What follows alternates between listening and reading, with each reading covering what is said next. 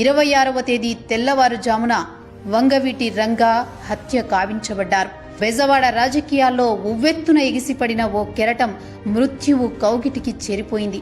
రంగా మరణ వార్త ఓ దావాణంలా వ్యాపించింది. రంగా హత్యతో ఆంధ్ర రాష్ట్రమంతా అట్టుడికిపోయింది. బెజవాడలో ఎప్పుడూ లేనంతగా 40 రోజుల పాటు కర్ఫ్యూ విధించారు. అప్పట్లోనే సుమారు 100 కోట్ల ఆస్తి నష్టం జరిగిందంటే తీవ్రతను అర్థం చేసుకోవచ్చు. కోస్తా జిల్లాలో సుమారు 2 లక్షల రంగా విగ్రహాలు గ్రామాన వెలసాయంటే ఆయనకు ప్రజల్లో ఉన్న ఇమేజ్ ఎలాంటిదో అర్థం చేసుకోవచ్చు. కేవలం 7 ఏళ్ల రాజకీయ జీవితంలోనే ఎన్నో మలుపులు, మరెన్నో దుర్ఘటనలు చవిచూసిన రంగా ప్రజాక్షేత్రంలో ప్రజల కోసం పోరాడుతూనే కేవలం 41 ఏళ్లకే అర్ధాంతమైపోయారు.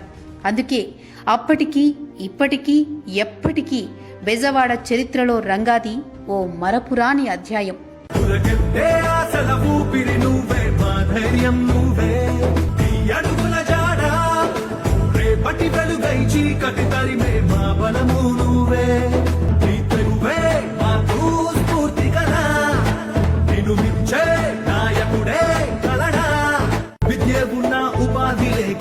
ప్రభుత్వమే పట్టించుకోక ఉన్న మీరా ఈ రోజు దాకా రిజర్వేషనే రాక